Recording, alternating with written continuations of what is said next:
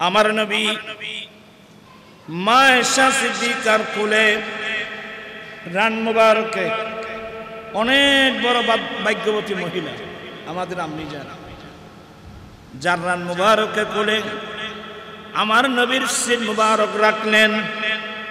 ওই সময় মা আয়েশা সিদ্দিকার আফন ভাই আব্দুর রহমান ইবনে আবি বকর হাতে একটা মিসওয়াক ছিল। মিসওয়াক করতে করতে আমার দয়াল নবীর রুমে আসছেন, বোনের রুমে আসছেন। হ্যাঁ, যখন আব্দুর রহমান ইবনে আবি বকর রাদিয়াল্লাহু তাআলা আনহু মিসওয়াক হাতে নিয়ে বা মিসওয়াক করতে করতে আমার নবীর রুমে যখন প্রবেশ করলেন, অর্থাৎ ওনার বোন আমাদের আম্মা মা আয়েশা সিদ্দিকার রুমে প্রবেশ করলেন, আমার নবী মা আয়েশা সিদ্দিকাকে ইঙ্গিত দিলেন। মা আয়েশা সিদ্দিকা এমন চালাক মহিলা, সে আমার নবীর ইশারা বুঝতেন। সুবহানাল্লাহ বলেন না? সে আমার নবীর যে কোনো ইশারা, আজকাল তো মহিলারা, অধিকাংশ মহিলারা স্বামীর ইশারা বুঝে না। আমরা অনেক স্বামীও স্ত্রীর ইশারা বুঝি না, কিন্তু মা আয়েশা এমন ব্রেনি মেয়ে যে আমার নবীর ইশারা বুঝতেন।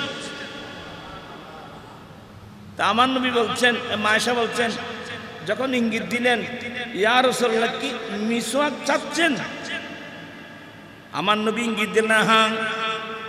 মা আয়েশা সিদ্দিকা একটা মিসওয়াক নিলেন, মিসওয়াক নিজের দাঁত দিয়ে এটা চাবালেন,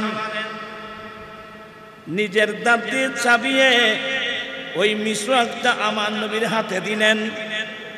আমার নবী কিছুক্ষণের মধ্যে আল্লাহর কাছে চলে যাবেন। ও আমার ভাইয়েরা, মিসওয়াক যে কত বড় গুরুত্বপূর্ণ।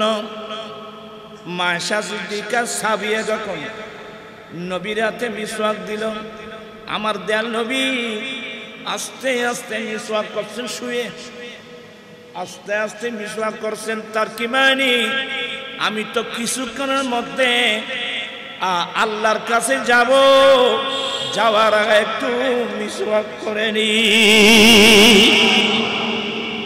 আল্লাহু আকবার। প্রত্যেকের হাতে হাতে পকেটে কবরে একটা মোবাইল রাখবেন, সরি একটা মিসওয়াক রাখবেন। অবহেলা করছেন কেন? 10 টাকার একটা মিসওয়াক। আমার নবী মিসওয়াক করছেন, শুয়ে শুয়ে মিসওয়াক করছেন, আস্তে আস্তে আস্তে আস্তে। আমার দিকে তাকান, আমার নবী মিসওয়াক করছেন।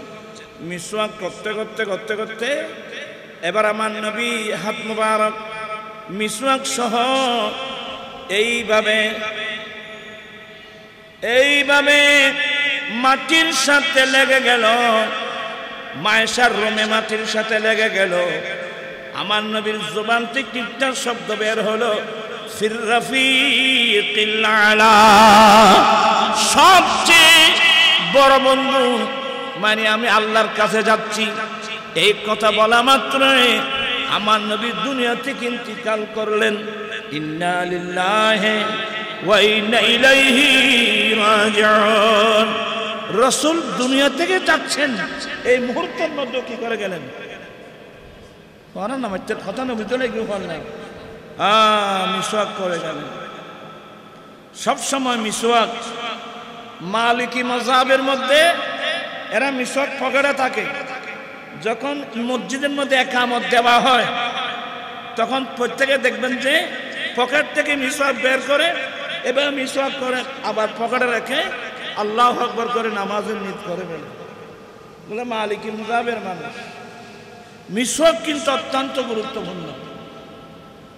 আমার নবী বলেন, আমার উম্মতের উপর যদি কষ্ট না হতো তাহলে আমি প্রত্যেক নামাজে মিসওয়াক করা ওয়াজিব করে দিতাম। কি বুঝলেন? আমার দয়াল নবী উম্মতের কষ্ট বরদাস্ত করতে পারে না। আমার নবী সবসময় উম্মতের কল্যাণ মঙ্গল চান। আরে বাবা, মা বাবা কি ছেলে মেয়েদের কষ্ট বরদাস্ত করতে পারে? মা বাবার ছেলে মেয়েদের কল্যাণ চায়, মঙ্গল চায়, আসান চায়, তো মা বাবার অন্তরে ছেলে মেয়েদের যতটুকু মায়া আমার নবীর অন্তরে তো উম্মতের মায়া তো কোটি গুণ বেশি, কোটি কোটি গুণ বেশি। অনেক দয়ালু রাসূল হারিসুন আলাইকুম বিল মুমিনিনা রাউফুর রহিম। কষ্ট না হওয়া যারা রঙ্গি ভাড়ারি তারা এই যে দোয়ান দান বন্ধ করি আইন ভারত দেবতা আল্লাহুম্মা সাল্লি সাইয়্যিদিনা নাবিয়িনা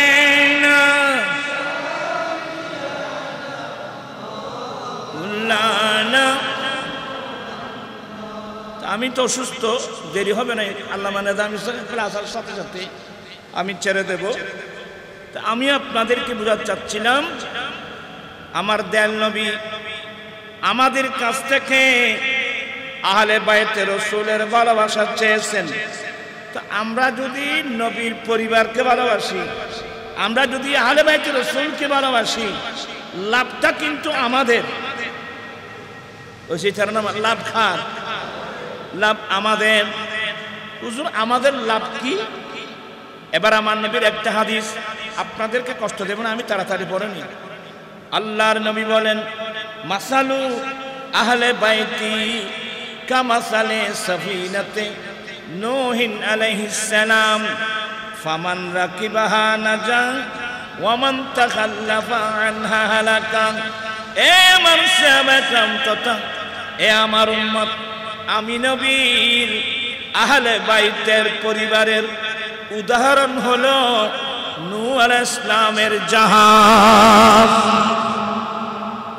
নূহ আলাইহিস সালামের আল্লাহর নবীদের মধ্যে একজন নবীর নাম, ওনাকে আউয়ালুর রাসূল বলা হয়, নূহ আলাইহিস সালাম। ৯৫০ বছর মানুষের কাছে ইসলামের দাওয়াত দিয়েছেন। কয় বছর? যারা মাথা দিয়ে চাইলেন কয় বছর? ৯.৫ বছর না, ৯০০ বছর। ৯৫০ বছর আল্লাহর রাসূল নূহ আলাইহিস সালাম উম্মতের মানুষের কাছে ইসলামের দাওয়াত দিয়েছিলেন। কয়শো বছর? বিরক্ত হয়েছেন? আল্লাহর রাসূল নূহ আলাইহিস সালাম ৯৫০ বছর বিরামহীন ভাবে উম্মতের কাছে ইসলামের দাওয়াত দিয়েছিলেন। কিন্তু ৯৫০ বছর পরিশ্রম করার পরে ঘরে এবং বাইরে থেকে কলমা পড়ছে মাত্র ৮০-৮২ জন। এই ৮০-৮২ জন মানুষ মাত্র কলমা পড়ছে। আরো কত নির্যাতন। এক পর্যায়ে আল্লাহর রাসূল নূহ আলাইহিস সালাম আল্লাহর কাছে বিপরীত দোয়া করে দিলেন, রব্বি লা তাযাল আলাল আরদি মিনাল কাফিরিনা দাইয়ারা। আল্লাহ তুমি জমিনে একটা কাফের কেউ ছাড়বি না। আল্লাহ জমিনের একটা কাফের কেউ আল্লাহ ছাড়বে না। আল্লাহ বলেন নো, এত বড় দোয়া করে দিলে জাহাজ বানাও, আমি এমন গজব দেব উপরের দিক থেকে নাজেল হবে পানি, উপরের দিক থেকে পড়বে পানি, জমিন পেতে উঠবে পানি, এমন পানির সমুদ্র হবে। এই গজবের সময় যারা তোমার জাহাজে আশ্রয় নেবে এরা এই গজব থেকে নিজেকে রক্ষা করতে পারবে। আর যারা তোমার এই জাহাজে আশ্রয় নেবে না ওরা ধ্বংস হয়ে যাবে। আমার নবী বলেন, ও আমার সাহাবায়ে কেরাম তথা হে আমার উম্মত, তোমরা আমার আহলে বাইতের উদাহরণ হলো নূহ নবীর জাহাজের মতো। সেদিন নূহ আলাইহিস সালামের জাহাজে যারা আশ্রয় নিয়েছিল এরা আল্লাহর গজব থেকে রক্ষা পেয়েছিল। যারা নূহ নবীর জাহাজে আশ্রয় নেয় নাই এরা ধ্বংস হয়েছে। ঠিক তদ্রূপ আমি নবীর যারা আহলে বাইত যারা আমার আহলে বাইতকে ভালোবাসবে, যারা আমার আহলে বাইতের জাহাজে উঠবে, এরা কাল কিয়ামতের কঠিন দিনে, কিয়ামতের কঠিন দিন, কিয়ামতের মাঠে আল্লাহর গজব থেকে রক্ষা পাবে। যারা আমার আহলে বাইতের বিরুদ্ধে যাবে এরা কিন্তু ধ্বংস হয়ে যাবে। আমাদেরকে গাজী শেরে বাংলা রহমতুল্লাহ আলাইহি, যার রক্তের বিনিময়ে এদেশের মানুষ আমরা সুন্নিয়ত পেয়েছি, যাদের যে গাজী শেরে বাংলা রঙ্গিপাড়ার মানুষ নিয়ে অনেক শুকরিয়া আদায় করত, অহংকার করত, বহর করত।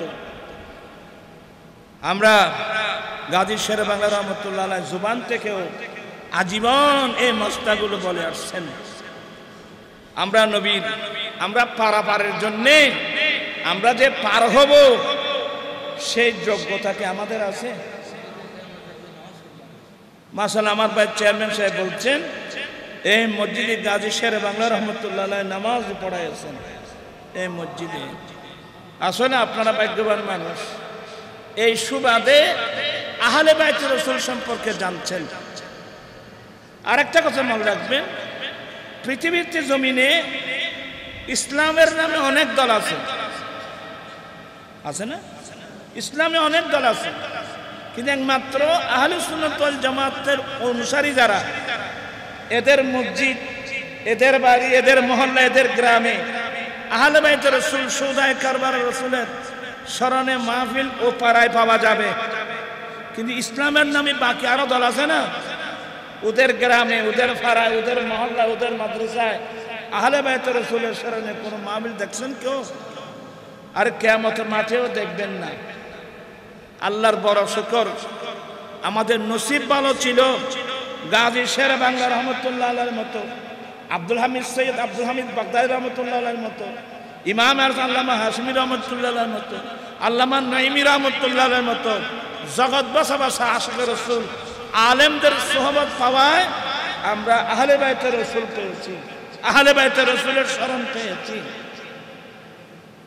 আজ আমরা যারা আহলে বাইতের রাসূলকে স্মরণ করব, আহলে বাইতের রাসূল কাল কিয়ামতের মাঠে আমাদেরকে কি ভুলে যেতে পারবে? কথা বলছেন না কেন? আমাদের কি ভুলে যেতে পারবে? তা আমি বুঝাতে চেয়েছি, তোমরা তাড়াতাড়ি করো না, আমি বুঝাতে চেয়েছিলাম আহলে বাইতের রাসূল এই হাদিস দ্বারা স্পষ্ট হয়ে গেল, আহলে বাইতের রাসূল আমাদের মুক্তির জাহাজ। কথা বলছেন না কেন? আহলে বাইতের রাসূল আমাদের মুক্তির জাহাজ। শুধু এটা না, আমি একটা একটা বলতে গেলে রাত চলে যাবে, শেষ হবে না। আমার নবী একদিন, আমার নবীর ডানরান মুবারকের উপর ইমামে হাসান, বামরান মুবারকের উপর ইমামে হুসাইন, দুই নাতিকে দুই রান মুবারকের উপর বসায় আনন্দ করছেন। এক পর্যায়ে আমার নবী দোয়া করলেন, আল্লাহুম্মা ইন্নী উহিব্বুহুমা ফাআহিব্বাহুমা। আল্লাহ, আমি রাসূল এই দুই নাতিকে আমি ভালোবাসি। আল্লাহ, তোমার কাছে ফরিয়াদ করছি, আল্লাহ তুমিও তাদেরকে ভালোবাসো। দোয়া এখানে শেষ না। আল্লাহ, কিয়ামত পর্যন্ত যারা আমার আহলে বাইতকে ভালোবাসবে, আমার এই নাতিগুলোকে ভালোবাসবে, আল্লাহ তুমি তাদেরকেও ভালোবাসো। তাহলে আহলে বাইতকে ভালোবাসলে আমাদের লাভ, আমাদের কল্যাণ, আমাদের মঙ্গল, কারণ এরা আমাদের মুক্তির জাহাজ। এটা আমার নবীর হাদিস। এবার আপনাদেরকে শোনাবো আহলে বাইতের রাসূল আমাদের জন্য প্র্যাকটিক্যাল কোরআন। আল্লাহু আকবার, আর জোরে আল্লাহু আকবার। আহলে বাইতের রাসূল আমাদের জন্য প্র্যাকটিক্যাল কোরআন। কিভাবে? আমার ভাইয়েরা, দশম হিজরিতে আমার দয়াল নবী হজ ব্রত পালন করে মক্কায়ে মুআজ্জামা থেকে মদিনাতুল মুনাওয়ারার দিকে যাচ্ছিলেন। যেতে যেতে মক্কা এবং মদিনা দুটার মাঝখানে একটা জায়গা জহফা, কি নাম? জহফা। ওখানে সাইনবোর্ডও আছে বড়, জহফা। আরবিতেও লেখা আছে, ইংরেজিতেও লেখা আছে জহফা। ওখানে একটা বড় কূপ ছিল, গদিরে খুম। ওই গদিরে খুমের পারে গিয়ে আমার দয়াল নবী বিশ্ববাসীর উদ্দেশ্যে আরেকটা খুতবা দিয়েছিলেন। আল্লাহর তারিফ প্রশংসার পরে এক পর্যায়ে, হে জনগণ, হে বিশ্বের মানুষ, ইউশিকু আলাইয়া আইয়াতিয়ানি রাসূলু রাব্বি ফাউজিবা। ও আমার সাহাবারা, বেশি দেরি নাই, অল্প দিনের মধ্যে আমি নবীকে নিয়ে যাওয়ার জন্য আল্লাহর রসুল আসবেন। এখানে রসুল মানে রসুলের লোকাবি, আজরাইল আলাইহিস সালাম আসবেন আমাকে নিয়ে যাওয়ার জন্য। আমি রসুল বিদায় হয়ে যাব। হায় হায়, রসুল চলে যাবেন। এটা কেন বললেন? কারণ আরফাতের মাঠে এই আয়াত নাযিল হলো, আল-ইয়াউমা আকমালতু লাকুম দীনাকুম ওয়া আতমামতু আলাইকুম নি'মাতি ওয়া রাদিতু লাকুমুল ইসলাম দীনা। আল্লাহ বলেন, এটা দশম হিজরিতে যখন আমার রাসূল আরফাতের মাঠে ছিল, আল্লাহ আয়াত নাযিল করেছেন যে হে রাসূল, আজকের দিন তোমাদের ধর্ম তোমাদের জন্য পরিপূর্ণ করে দিলাম।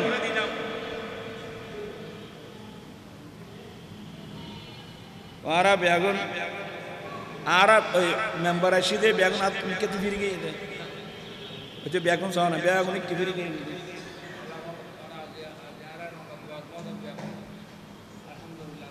এটা মেম্বারও আসছি, চেয়ারম্যানও আসছি, বেগুনও ডিস্ট্রিক্ট বুঝছো না?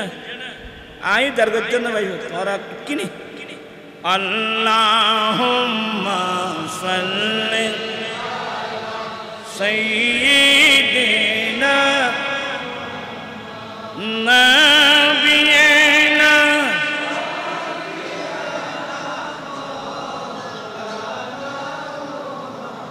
বন জঙ্গলার বাক হরিণে চিনিল দয়াল নবীকে। হর মানব হয়ে চিনিলি নারী, দুঃখ রইল মনেতে। আল্লাহুম্মা সাল্লি সাইয়্যিদিনা নাবিয়িনা।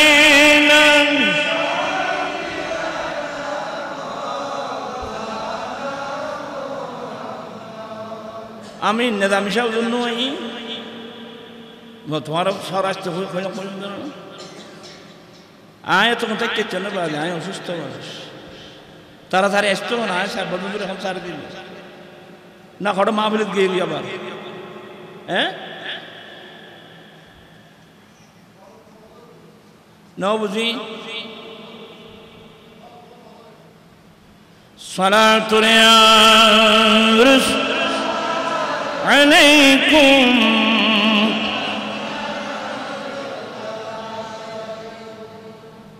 সভাপতি আর মফিজ কই এবার হলে আজ চলা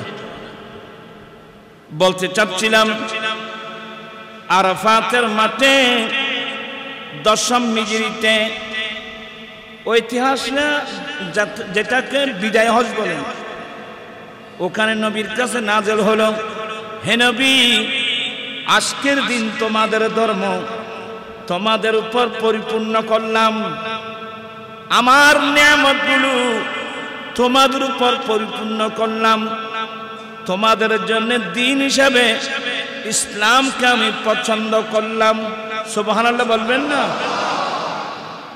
যে দিন প্রতিষ্ঠার জন্য আমার রাসূল পৃথিবীর জমিনে এসেছেন, দিন আজকে যখন পরিপূর্ণ হয়েছে, আল্লাহ সুসংবাদ দিয়েছেন।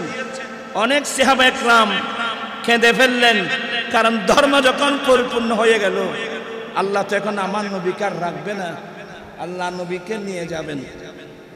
এটা আমার নবী ওই জোহফা নাম স্থানে গিয়ে বলে দিলেন, এ আমার উম্মত, অল্প দিনের মধ্যে আমি নবীকে নিয়ে যাওয়ার জন্যে আল্লাহর রসুল আসবেন।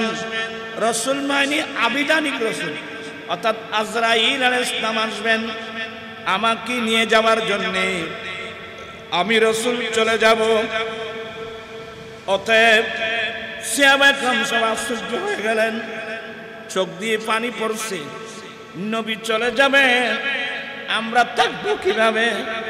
আমার নবী বলেন, ও আমার সাহাবা একরাম, তোমরা মন ছোট করো না, আমি রসুল যাচ্ছি, আমি তো তোমাদেরকে খালি হাতে রেখে যাচ্ছি না, আমি তোমাদের কাছে মহামূল্যবান দুটো সম্পদ রেখে যাচ্ছি।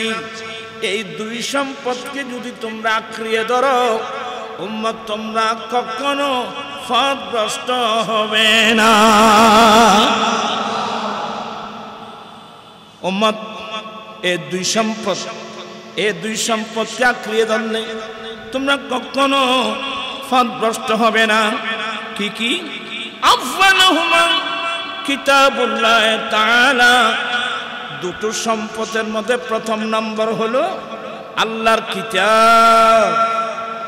রব্বুল আলামিন আমি নবীর উপর যে কোরআন নাযিল করেছেন, যে কিতাব নাযিল করেছেন, আমি ওই কিতাবটা তোমাদের কাছে আমানত দিয়ে যাচ্ছি, তোমাদের কাছে রেখে যাচ্ছি। এখানে কি আছে?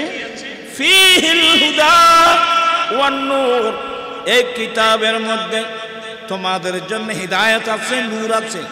অর্থাৎ তোমরা তোমাদের ব্যক্তিগত জীবন কেমন হবে, পারিবারিক জীবন কেমন হবে, সমাজ জীবন কেমন হবে, রাষ্ট্রীয় জীবন কেমন হবে, জন্মলগ্ন থেকে মৃত্যুকাল পর্যন্ত তোমরা কে কি করবা না করবা, যাবতীয় বিষয় এই কোরআন তোমাদেরকে হিদায়াত করবে।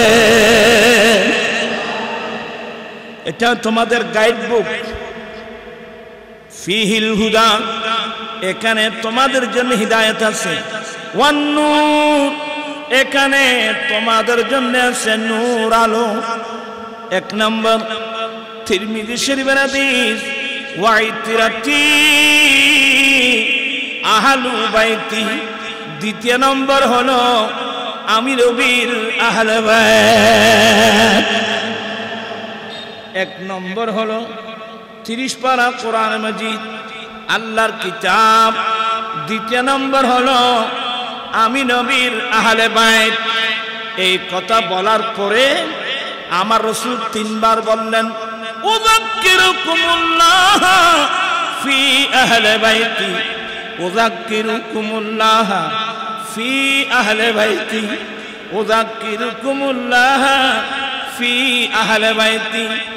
আমি আমার আহলে বাইতের বিষয়ে তোমাদেরকে আল্লাহর ভয় প্রদর্শন করছি। আমি আমার আহলে বাইতের বিষয়ে তোমাদেরকে আল্লাহর ভয় প্রদর্শন করছি। আমি আমার আহলে বাইতের বিষয়ে তোমাদেরকে আল্লাহর ভয় প্রদর্শন করছি। কয়বার বললেন? 3 বার। এই হাদিসের ব্যাখ্যায় মোল্লা আলী কারি বলছেন যে এই নির্দেশের মাধ্যমে 61 হিজরিতে ময়দানে কারবালা আহলে বাইত রাসূলের উপর যে নির্যাতন নেমে আসছে, আমার নবী এই বিষয়ে বিশ্ববাসীকে সতর্ক করছেন।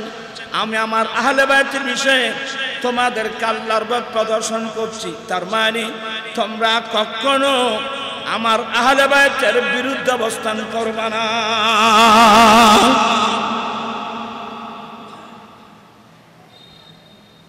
আসলে এটা একটা আটলান্টিক মহাসাগর।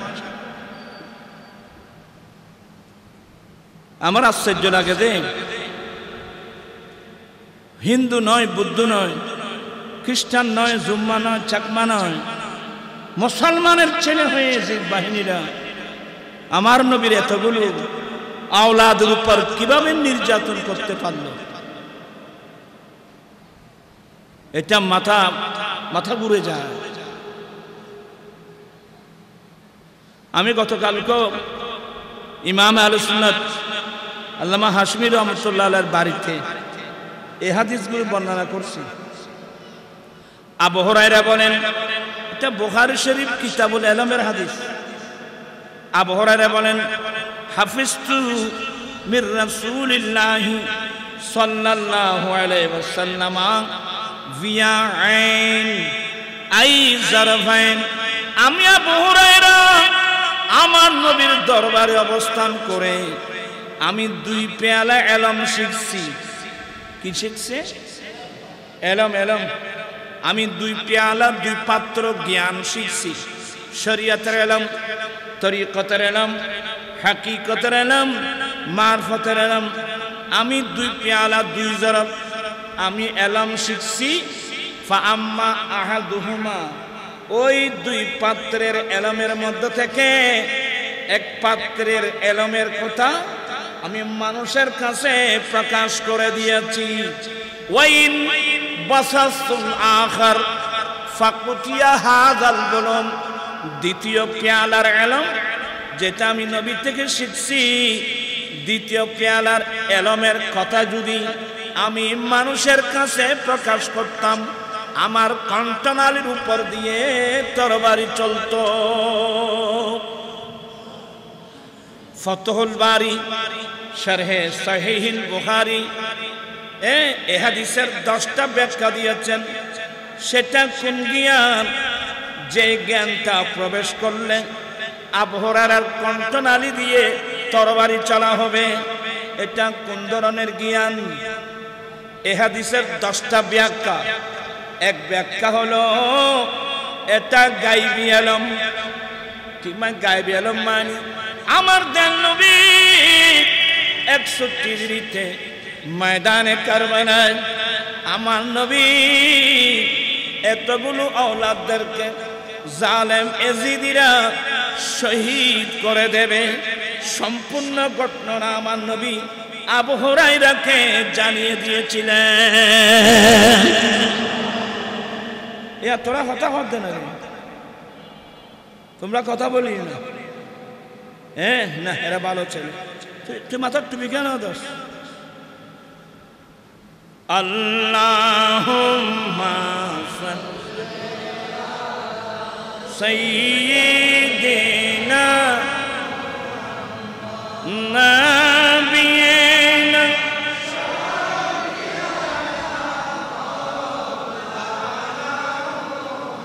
আল্লাহ তুমি দয়া করো, নসিব করো মদিনা। আল্লাহ তুমি দয়া নসিব করো, হর নবীজিকে না দেখাইয়া কবর দেশে নিও না। আল্লাহুম্মা সাল্লি সাইয়্যিদিনা নাবিয়িনা।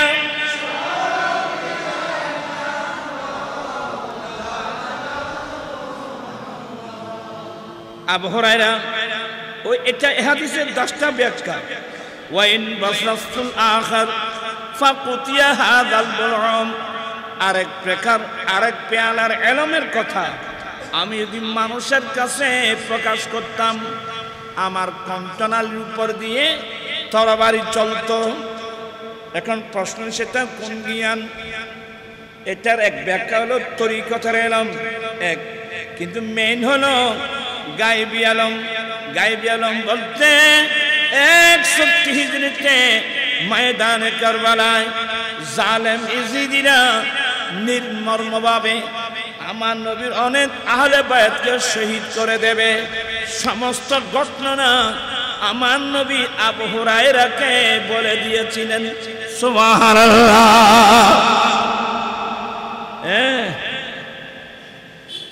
সেদিন থেকে আবু হুরায়রা আল্লাহর কাছে একটা দোয়া করতেন, আল্লাহুম্মা ইন্নী আউযু বিকা মির রাসিস সিত্তিনা